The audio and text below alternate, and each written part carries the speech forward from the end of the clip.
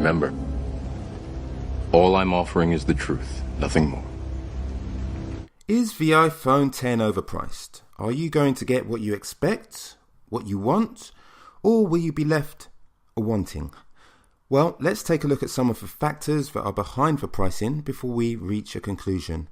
First off, Apple are doing back-to-back launches. This was a big challenge for the marketing department, so it would be rude to ignore V8.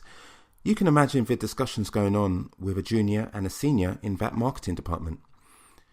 Sir, we're launching 2 iPhones back-to-back. Why are we now calling the 7S the 8? How long have you been with us again, Peters? 1 month, sir. Why do you think it's a 7S? The spec, sir, it's not much of a step up. There's hardly any change. Oh, Peters, you have much to learn. Have you ever fed the birds? Why, yes, sir, I have, in my back garden. When you throw these crumbs out to the birds, do they know whether the crumbs are fresh today, or from yesterday, or from a month ago? No, sir. Exactly. To the bird it doesn't matter. We throw them crumbs, and they will come, they will eat them. You see, Peters, we have a magic phrase, 3 magic words that make all the difference. I love you? No, don't be ridiculous. This isn't Mills and Boons. The 3 magic words of which I refer are the new iPhone. Say it. The new iPhone? These 3 magic words take away a man's senses. It renders his conscious reasoning to the garbage. It's like a cloaking device that masks all of our ills and allows us to continue to fool a man. You see, Peters, you are right. It is a 7S. But if we had called it the 7S, then there would be less reason for people to buy it. They would have overlooked it straight away. We call it the 8. We invoke the 3 magic words and the cloaking device, and it's a go. We have to maximize the sales for the 8 as well as the 10. Okay, so we understand now how the iPhone 8's name came around and what it's about, but what about the iPhone X and its pricing? Well, Samsung had already launched their flagship phone, the Note 8, at $929. This pushed Apple towards their pricing decision. You see, they couldn't have their flagship phone be cheaper than Samsung's. If they had priced their phone at, say, $950, it would be sending the message that they are only fractionally better than Samsung.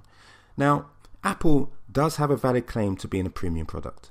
They are using the A11 Bionic chip, whatever that means, and their build quality is normally top notch. Seriously, no pun intended. Also, they are one of the world's most recognizable brands, so they are entitled to charge a little more for those reasons. So they decided to just go nuts out and say $999. $999, however, raised more than a few eyebrows, not just because it's nearly $1,000, but for 4 more reasons. The first is that rogue-looking thing at the top of the display. Just look at that notch. I'm not going to go into that here. You can check out my previous video for my full opinion on that eyesore. The second is Face ID.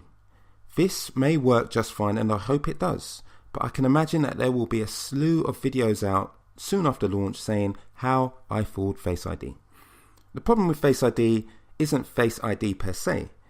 It's that there is only one alternative way to access your phone if Face ID fails, and that is to put your PIN in. There's no fingerprint sensor.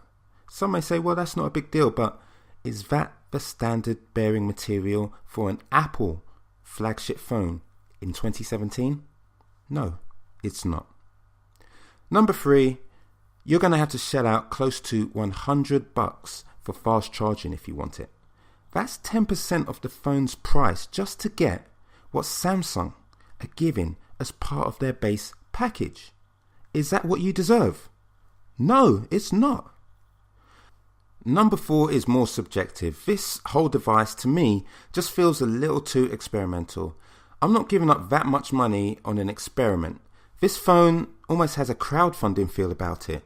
And I, for one, am not going to pay to be a lab rat and have Apple squirt washing up liquid in my eyes all day. And before anyone says anything, I love animals. I had chicken for dinner today and it was delicious. So in conclusion, is it overpriced at $999?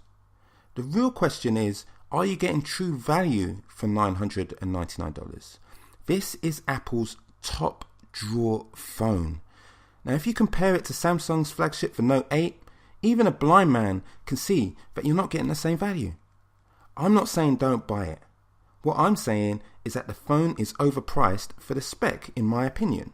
But hey, it is the new iPhone. But just keep in mind that at Samsung's house, they are throwing out fresh breadcrumbs covered in chocolate.